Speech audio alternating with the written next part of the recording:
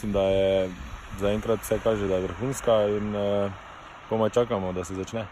Kako dolgo boste še delali na progi? Zaenkrat je manj več, tako da v bistvu smo ob 4 začeli zjutraj in naredili to, kaj smo mislili. Reakcija je taka, kot smo predvidevali, se pravi z soljo in funkcionira super, tako da čakamo na ogled, pol pa še verjetno kakšna mala korekcija, pa je to. Torej nas čaka en dober dan in dobra tekma. Sem skoraj da prepričan. Hvala ti.